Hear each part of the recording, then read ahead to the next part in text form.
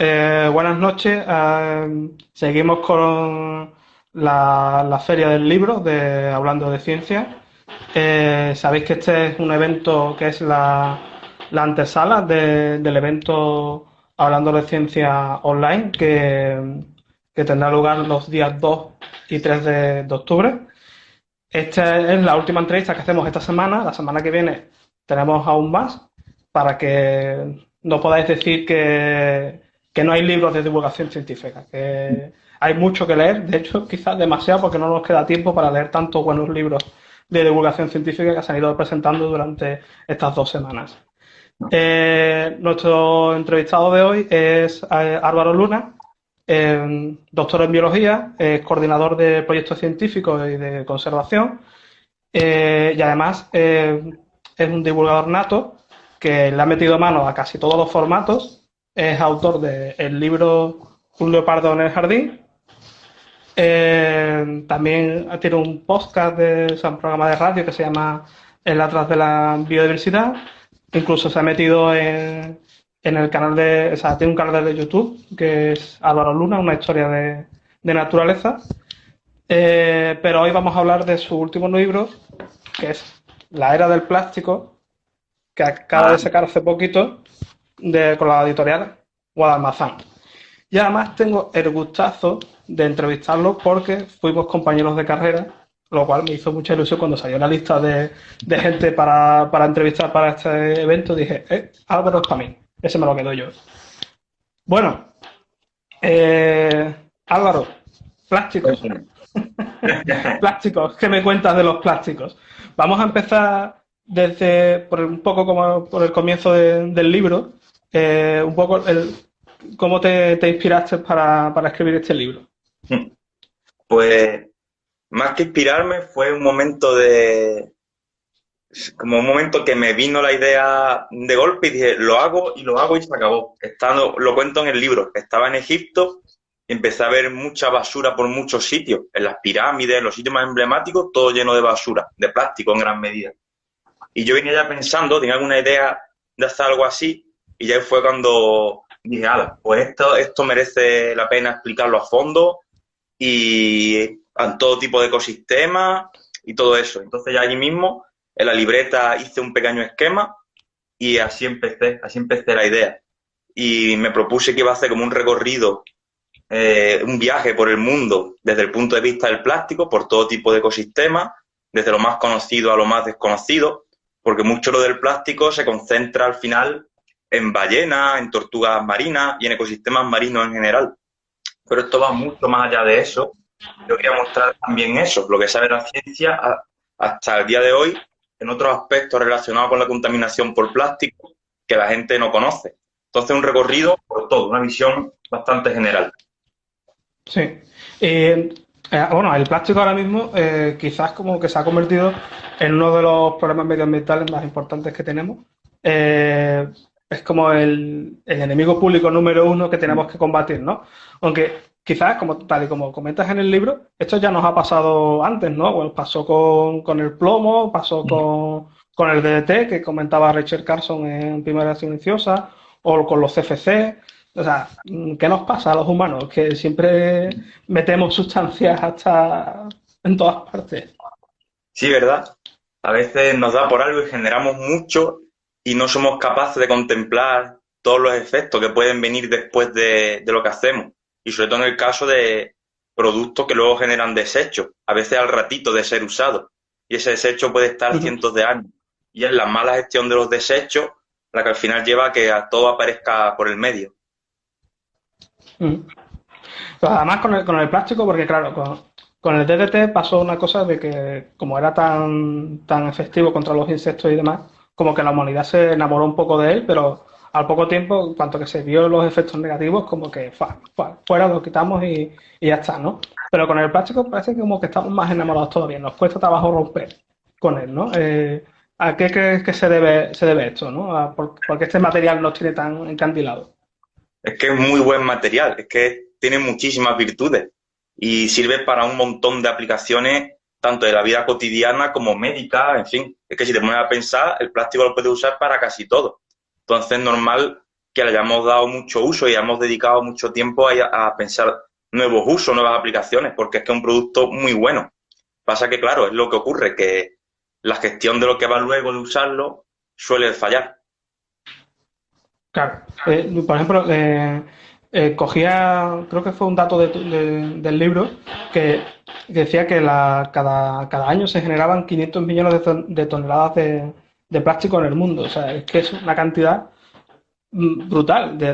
O sea, está en todas partes, ¿no? En todos los, por ejemplo, en este rotulador que tengo aquí, en la tablet que estoy usando, en los cables, está en todos lados, ¿no? Es omnipresente. ¿Eh? Si vas a la cocina también vas encontrando un montón de los alimentos, incluso los envases, en prácticamente todo está. Y sí, las cantidades que se generan cada año en botellas, en un montón de productos, son increíbles, que se escapan a mi cabeza, ¿sabes? Son cantidades tan altas que ni las concibo realmente.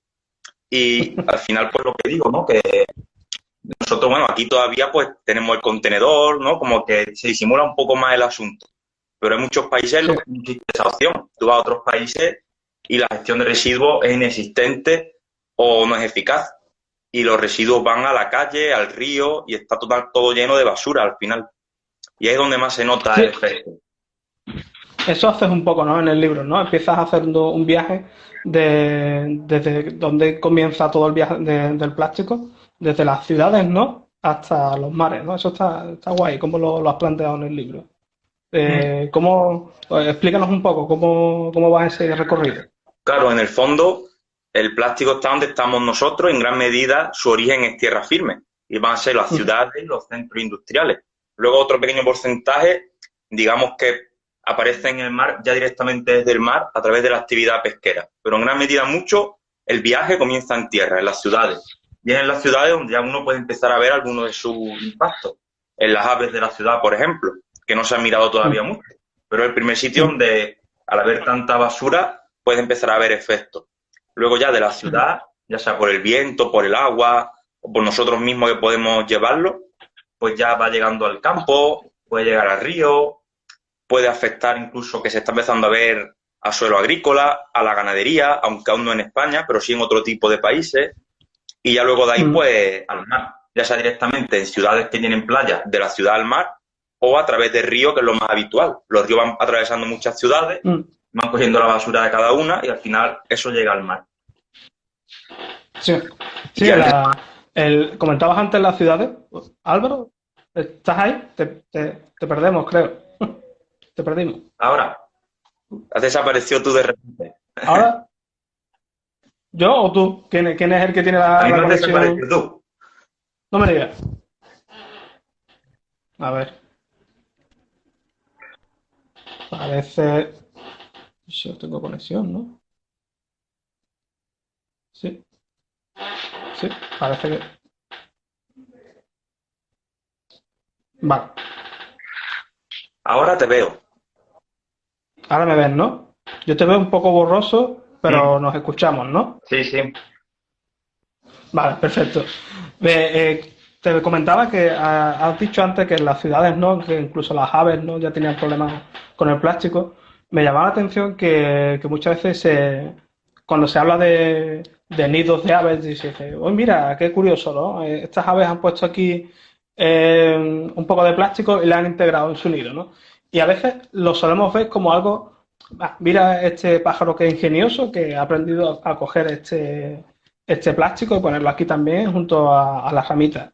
Pero sin embargo, tú cuentas en el libro que no, que la realidad es que muchos de estas aves mueren, ¿no? Por poner estos plásticos en sus nidos, ¿no?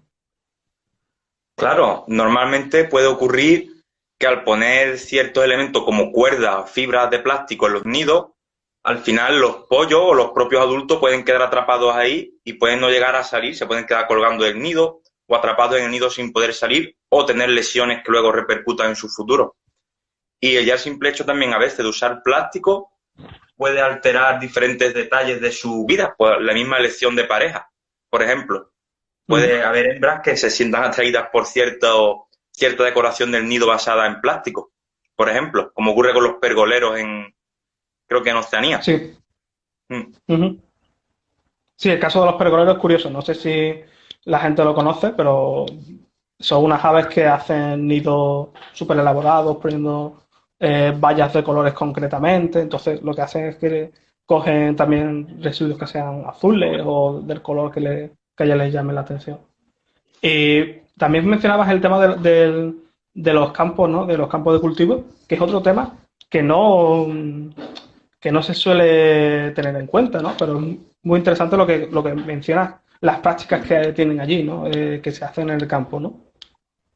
Sí, y es algo que tampoco se habla mucho y que está ocurriendo también en muchos lugares del mundo, que son pues eso, como a veces en vez de retirar el plástico que se usa, se tritura y se echa tierra encima, ¿sabes? Y sigue el proceso y el plástico se va quedando en el suelo y cada vez más plástico en el suelo.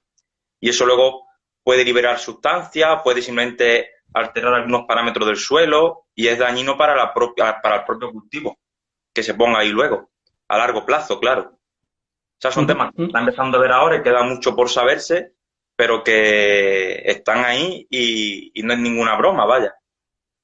Mm.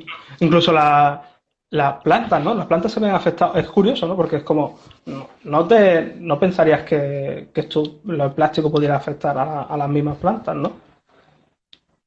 Claro, Se y ve. de hecho eso es bastante, o sea, se está empezando a hacer ahora, pero mucho también en condiciones de laboratorio.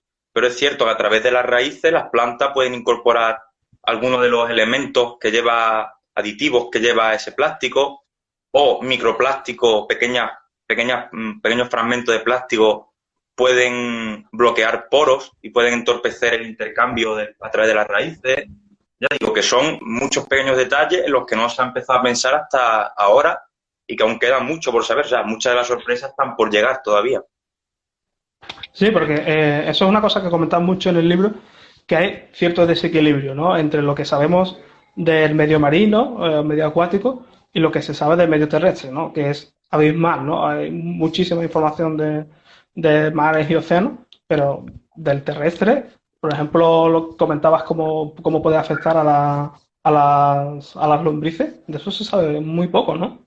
Claro, yo creo que en gran medida es simplemente por metodología, ¿no? Es mucho más fácil muestrear agua que tierra cuando se trata de esto. La tierra es muy difícil de Ujú, trabajar con ella para buscar plástico y detectar efectos de los plásticos y todo eso. Entonces, pues sí, a día de hoy ujú. están mucho más adelantados todo lo que tiene que ver con ecosistemas marinos que terrestres.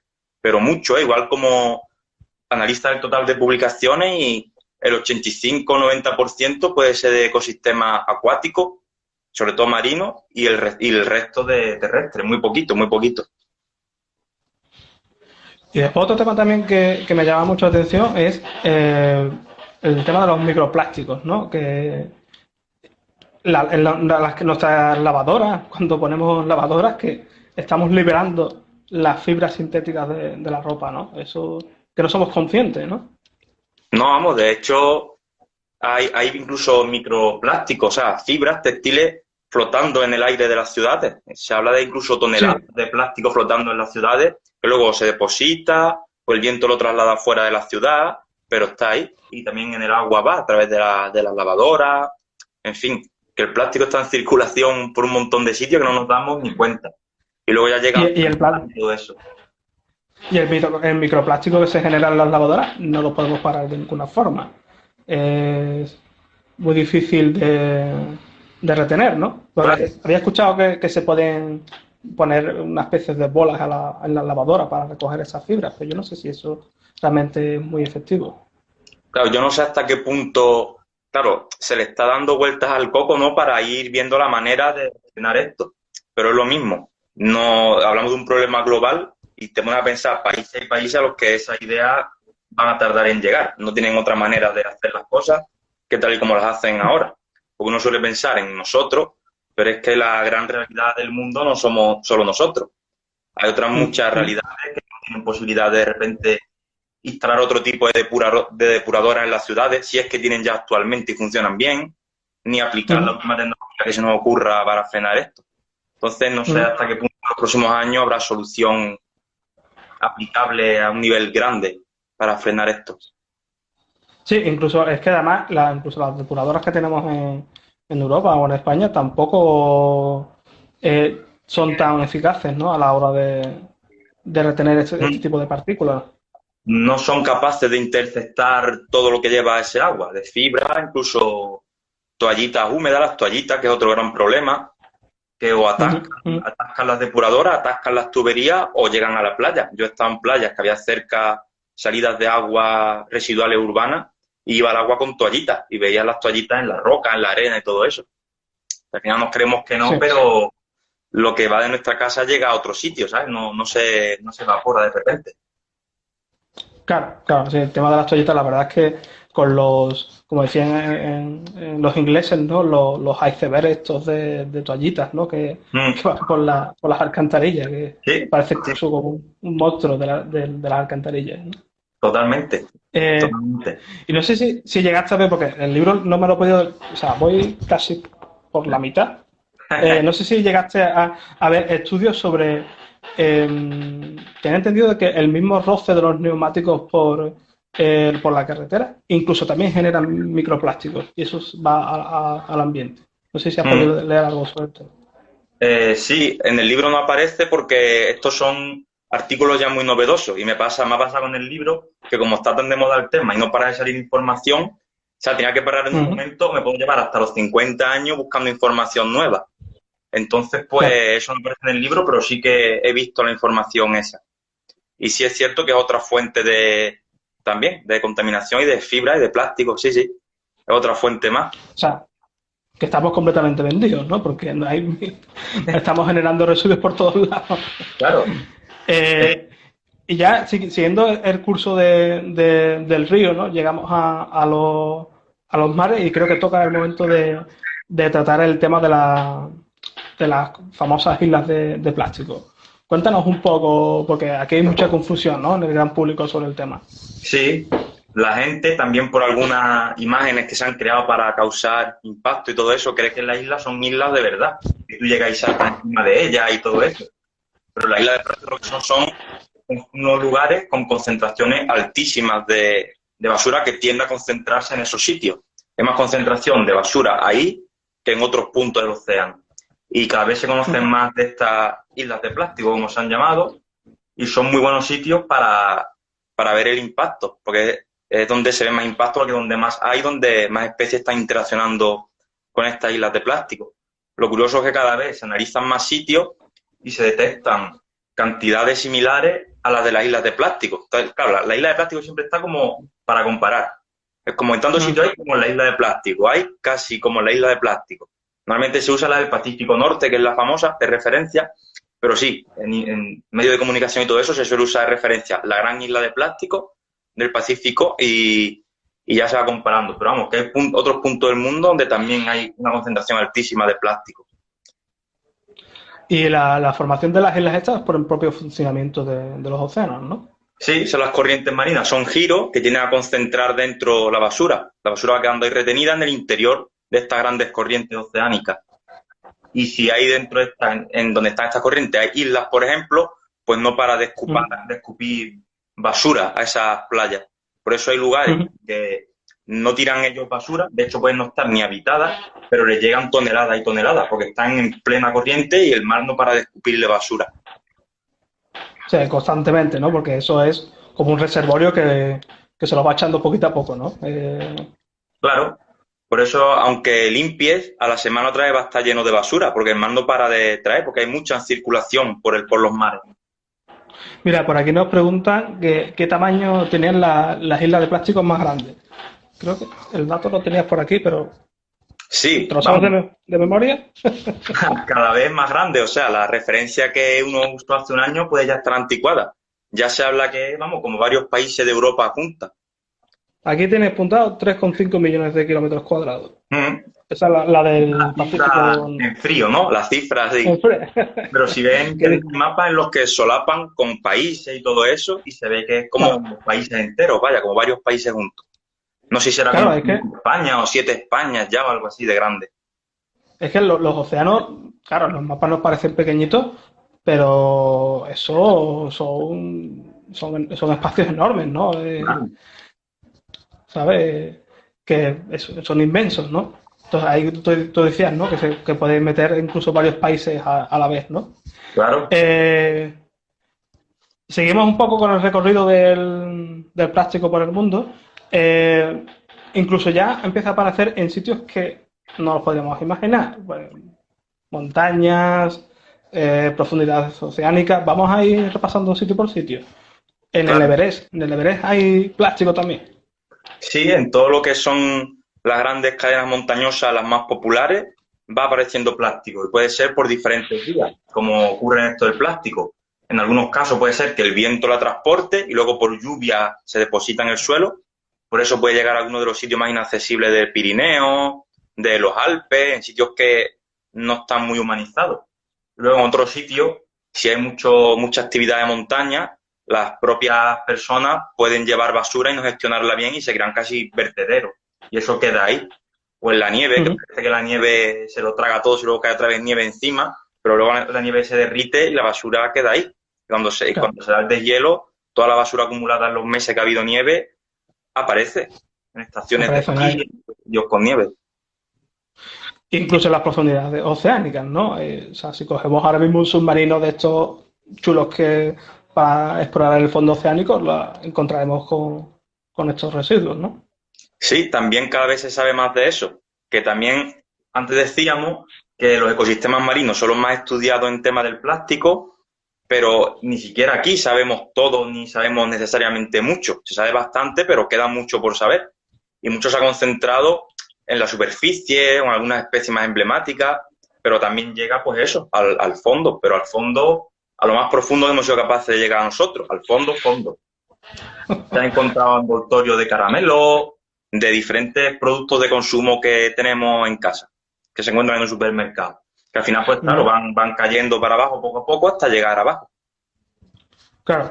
Y al final, claro, como están en todas partes, pues no paran de documentarse casos de animales que mueren por ingestión de plástico, ¿no?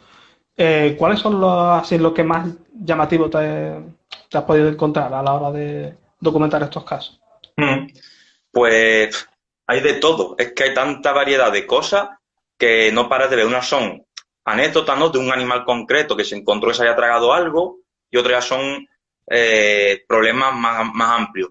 Pero una cobra que se encontró que se ha comido una bolsa, tortugas terrestres que se enredan con los globos que usamos en la fiesta, que luego se vuelan. ¿Sabes? Que Mm. cuando hacen una celebración que sueltan 300 globos de golpe, Sí, luego eso puede ir al mar o puede ir al desierto o a cualquier sitio y los animales se pueden quedar enredados y pueden dañarse las patas, por ejemplo. El de ese caso, también. recuerdo que comentabas un caso muy curioso de que aparecían en medio de desiertos, ¿no? Es como un sitio súper aislado y se encontraban allí los restos de los globos, ¿no? Sí, y es curioso porque incluso se sabe de dónde vienen, porque como mucho tiene la inscripción de cumpleaños de no sé quién o inauguración de no sé qué tienda. Pues ves de qué ciudad venía o de dónde se dio la celebración. Puedes ver los kilómetros que ha recorrido el globo hasta llegar ahí, que pueden ser cientos Sí, de kilómetros. Que este es un problema que el impacto no está solo donde estamos nosotros, sino que se puede trasladar a muchos kilómetros, incluso a sitios en los que no estamos nosotros muy presentes, que es uno de los problemas que tiene esto, que el plástico vaya por el mundo, va en circulación y ya te digo, que puede dañar a animales que no esperaríamos y que imaginamos como bastante lejos de nosotros. sí, ahí, por ejemplo, como lo más emblemático, el osos polares también, que se habían alimentado de plástico, ¿no? Mm. Al final en esto uno tiene como su propia quiniela también, ¿no? Atando cabos te vas dando cuenta de que animales son más susceptibles de ir encontrando plástico en su interior conforme pase el tiempo. Y los osos polares son uno Mm, de esos claros candidatos y ya se está empezando a ver. Pues cada vez se acercan mm. más a vertederos porque tienen mucha hambre, cada vez se acercan más a ciudades también por lo mismo. Están pasando esos animales bastante mal. Entonces cada vez tienen que Sí. recurrir a estar más cerca de nosotros para comer lo que sea y terminan comiendo basura, entre ellas plástico.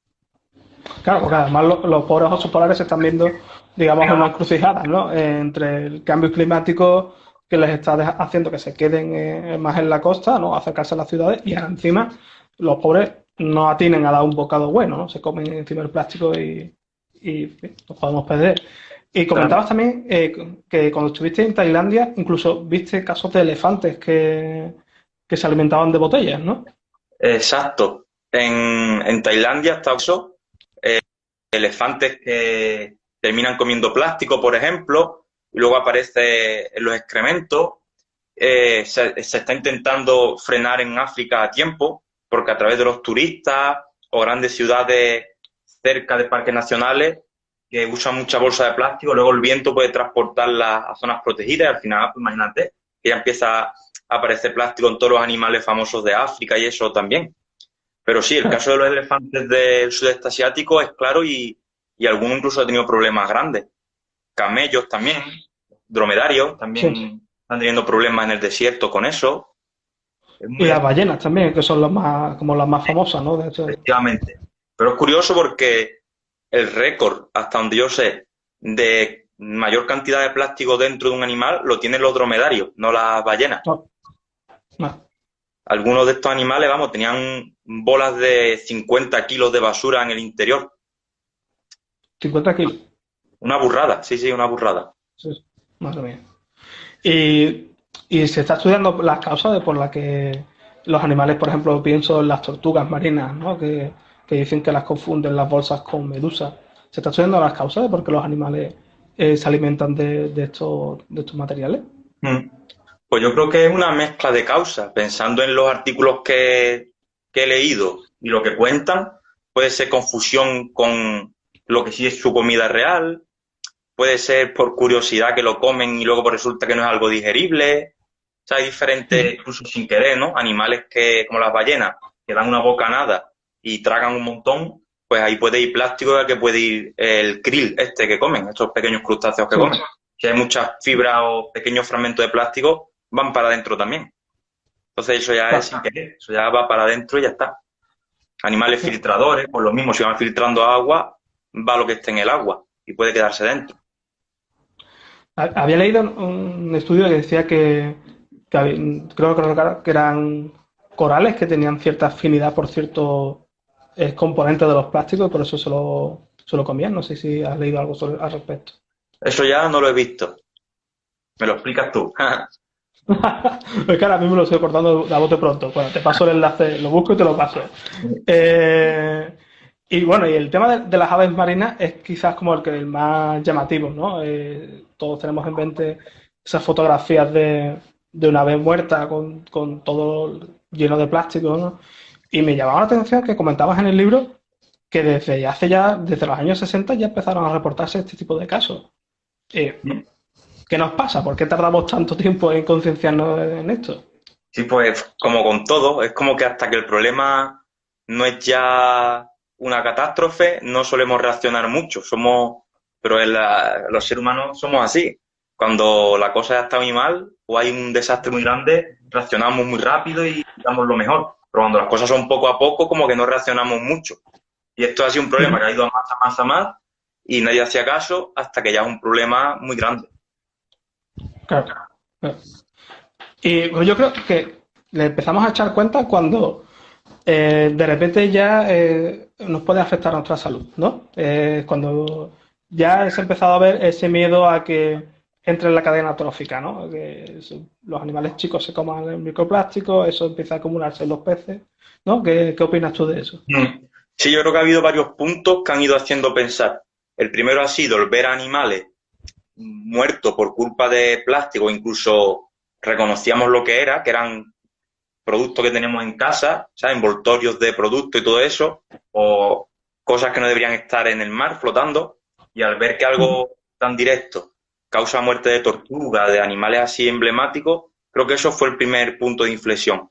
Y ya luego, por lo que dicen, ¿no? El ir pensando en que algunos de estos elementos que libera el plástico en el tracto digestivo y pueden ir por la sangre, se supone que pueden ser disruptores endocrinos, pueden tener algún problema para la salud. Se habla también de que pueden alterar la microbiota intestinal, en fin, que puede ir asociado sí, con varios problemas, que también todavía queda mucho por investigar de eso. Se ha visto en algunos animales, pero sí, ya uno va viendo más cerca el problema y es cuando ya salta la alarma. También pues verlo en peces que consumimos, ¿no? Que ya ha aparecido plástico en caballa, en sardinas y en Sí, sí. diferentes productos de consumo. Entonces, pues claro, ya lo ves más cerca de ti y de tu mesa. Ahí me llama la atención porque yo no sé hasta qué punto estará estudiado. Supongo que tú lo sabrás cómo va el tema. Vale, pero un pez se come en un plástico, ¿no? Tú cuando lo cocinas ya le has quitado las tripas y demás. ¿Hasta qué punto es probable que nos estemos también contaminando con esas sustancias cuando comemos peces o almejas o cualquier tipo de Mm. animal marino? Pues lo que son los fragmentos de plástico, se suele decir mucho que se queda en el tracto digestivo y se expulsa, ¿no? O al menos se queda en el tracto digestivo, entonces no te lo comes porque no ha pasado a la musculatura ni a lo que te comes del pescado normalmente. Pero sí, ya lo que son esos aditivos que luego se pueden liberar, pues no se sabe muy bien, pero es posible que termine por saberse que sí, que puede haber algo de eso, ¿no? Pasa que, claro, hay que ser prudente porque si no, si uno se pone en plan alarmista, pues puede caer incluso en la pseudociencia o en la mala información, ¿no? Porque la ciencia por ahora ha demostrado hasta cierto punto y hay que centrarse en eso. Cuanto más se sepa, pues más afirmaremos, pero tampoco podemos estar especulando con algo que puede ser muy delicado. Claro, claro, Es pues mejor ser, es mejor no es ser plan de prudente. generar, exactamente, Mm, no es plan de generar aquí un montón de alarma y la gente tirando el plástico ahora por la ventana. claro. Eh, dos casos así más que de comentar con respecto a animales. El tema de las larvas estas de insectos. Cuéntalo, la de las larvas de insectos que usan los plásticos. Los tricópteros, Eso es, eso es. sí, son claro, unos insectos acuáticos que las larvas hacen como unas cápsulas, se envuelven en unas cápsulas que hacen de materiales como trocitos de palito, granitos de arena, piedrecitas, y se supone que puede darse el caso de que empiecen a usar plástico también, se lo encuentran presente en el medio y hagan sus cápsulas de plástico. Ya se ha podido hacer Mm, también en condiciones de laboratorio. De hecho, se usan sí, los helicópteros para hacer bisutería y temas de estos, porque le echas como oro o cositas así y ellas hacen la cápsula con lo que tú le eches y luego puedes venderlo para pendientes o lo que sea. Eso he visto yo que se vende por internet. Entonces, si hay sí. mucho plástico en el medio, es posible que lo usen y que Mm. te ayuden a fijar ese plástico en el medio, porque lo Sí, pues, están cohesionando con pegamento y luego cuando se deshacen de esa cápsula, la cápsula se queda en el fondo. claro, porque leía esa parte y decía, vaya, pero es que son tan, o sea, son tan pequeñitos que no parece que tengan realmente un efecto tan grande en los ecosistemas, pero pueden tenerlo, ¿no? Hay comentas que pueden fijar el plástico, ¿no? Claro, y al final pueden ser animales abundantes en ciertos tramos de río, ¿sabes? Que todo en su justa medida, pero sí es un efecto más discreto, de los que no son tan visibles ni de tantísimo impacto, pero que sí que puede darse. Porque al final en esto, Mm. las interacciones entre especies o entre las especies y el medio en el que viven son muchas más de las que muchas veces pensamos y conocemos. Hay unas que son muy visibles, muy claras, otras son más discretas, y hay que pensar a veces también en las discretas, de las que Ujú. no nos damos cuenta. Y otro caso curioso que también me ha llamado la atención, que de hecho lo vi por encima y me salté algunos capítulos porque me fui directamente a leer ese capítulo, especies que viajan por el mar pegadas al plástico también, ¿no? Efectivamente, eso es otro de los problemas que van mucho más allá de lo de que la ballena o la tortuga se muera. Son los problemas que se habla menos de ellos, pero que también están ahí. Al haber tanto material de plástico en el medio, en el mar flotando, hablamos de un material que además es duradero, entonces se está multiplicando la cantidad de elementos flotantes en el mar, y por lo tanto de elementos a los que pueden agarrarse diferentes animales y viajar por el mar. Antes viajarían en troncos o así, pero esos troncos se deshacen antes, entonces esos animales muchos pues quedarían en nada, en mitad del mar pues morirían. Pero ahora sí que pueden viajar meses y meses y llegar con más probabilidad a sitios, tanto por la cantidad de elementos que hay a los que puedes agarrarte como la duración que tiene el plástico flotando antes de desaparecer. Entonces se multiplican las posibilidades de que las especies invasoras lleguen de un sitio a otro agarradas a este plástico. O sea, encima, ¿no? Se hace un combo entre. Si ya de por sí la especie invasora es tema jodido, Mm. el plástico también le ayuda un poco, Bueno, en ¿no? este caso, claro, sería complicado hablar de invasora porque habrían llegado por ellas mismas a donde sea, pero ayudan Ah, a no. un elemento contaminante que hemos echado masivamente al medio. O sea, estamos ya en Ujú. los límites siempre que uno se mueve, que son un poco de debate, pero sí, es un tema desde luego muy complejo. Y quería entrar a la parte de, digamos, como buscando una solución, ¿no? Y esta semana leí un estudio que decía que para 2030 habría 53 millones de toneladas de plástico se emitirían en ríos, lagos y océanos cada año, al final de esta década. Mm. Incluso decía, incluso si cumplimos los objetivos de reducir la contaminación de plástico. Vale, Mm. ante este panorama que hemos visto que ya hay plástico por todas partes, eh, ¿qué hacemos? ¿Cómo solucionamos el tema? Es muy complicado porque hemos visto antes que está hasta en el fondo de los mares, que está en sitios a los que no llegamos nosotros habitualmente. Entonces es difícil. Mm, Y a donde está más accesible tampoco somos capaces de extraerlo porque los diferentes inventos que se han ido probando tenían también unos contras que hay que tener en cuenta. Porque mm, la máquina esta que iba por el mar y iba extrayendo el plástico también se está llevando todo lo que es la vida casi microscópica o pequeños seres que claro, estaban ahí en esa capa de agua. Se estaba llevando todo por delante. Entonces, claro. pues sí, la clave sería reducir el uso, promover, reusar elementos en casa, en fin, usar el plástico para ¿Y, lo y tú, que es útil y marca la diferencia, pero pues, ahí y tú empezaríamos a crees, mejor haciendo. tú crees que, porque claro, ya por ejemplo la Unión Europea ha sacado ya una legislación para el tema de los plásticos de un solo uso, parece como que la gente está cada vez más concienciada en reciclar. ¿Tú crees que podemos alcanzar los objetivos de reciclaje, Mm. de frenar un poco esa bola? Lo veo complicado porque son tantos productos los que acaban en el medio, de tantos países distintos, por tantas vías distintas. Es muy difícil frenar esto.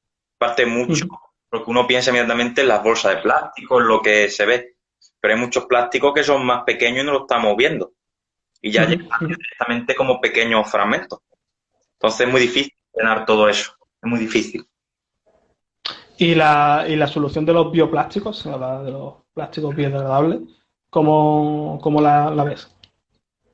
Pues también tiene pros y contras. También tiene pros y contras, porque al final no dejan de estar hechos de materiales que algún tipo de efecto también pueden tener. Y si lo echan masivamente en el medio, también hay que analizar qué efecto puede tener. Aparte que mucho de lo que se anuncia como degradable, luego hace el experimento en casa y no se degrada tampoco. Entonces, bueno, Y por último, también se hablaba de usar bacterias, incluso ciertos animales para degradar. Pero todo esto suena como muy futurista, ¿no? claro, suena a interesante en laboratorio o en pequeños lugares, pero no para aplicar a todos los niveles. ¿Sabes? Puedes hacerlo, por ejemplo, en un lugar confinado, cerrado, todo bajo control, puedes probar, pero ya en la inmensidad del mundo, pues se te escapa cómo hacer eso.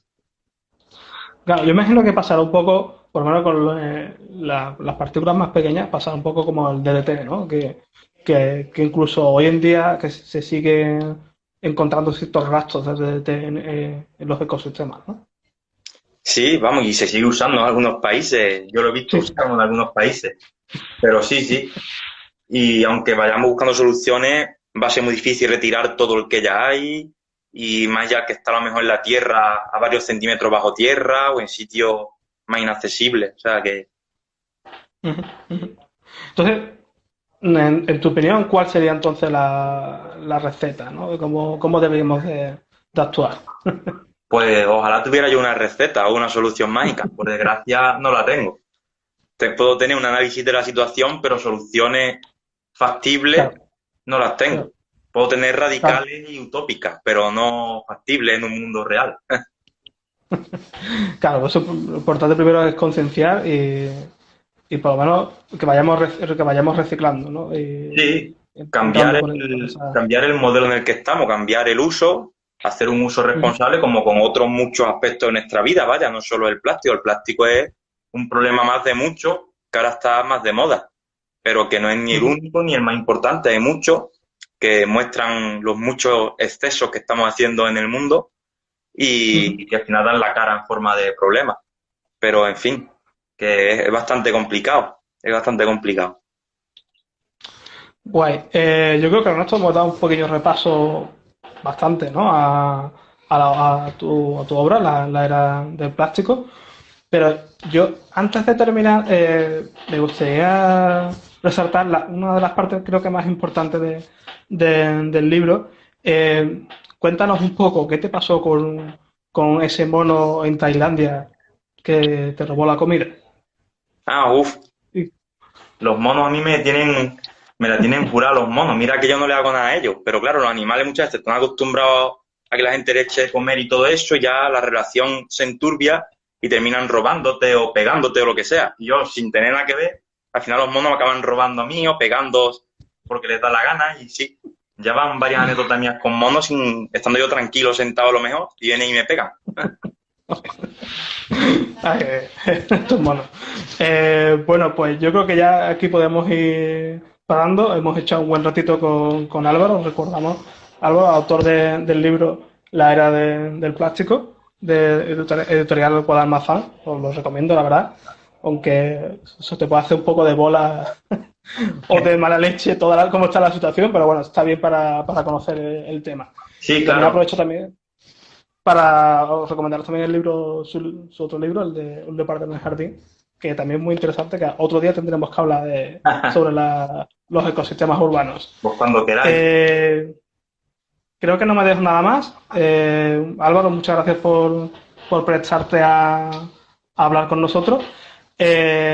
Aquí terminamos esta semana de la Feria del Libro, que os recuerdo que es un evento antesala del evento que vamos a tener la semana que viene, el día 2 y 3 de octubre, ¿vale? Un evento hablando de ciencia. Pero nos volvemos a ver el lunes, si no recuerdo mal, a las 6 o a las 10. Tenemos más entrevistas sobre libros de divulgación. Y nada, Álvaro, ¿quieres añadir algo más? Pero te he dejado terminar. Nada, que muchas gracias por la oportunidad. Ha sido un ratito muy agradable y espero que podamos seguir haciendo cosas de estas, que yo me lo paso bien. Me entretengo mucho así. Perfecto. Venga, pues muchas gracias a todos y sobre todo a Álvaro. Hasta Venga, luego. hasta luego.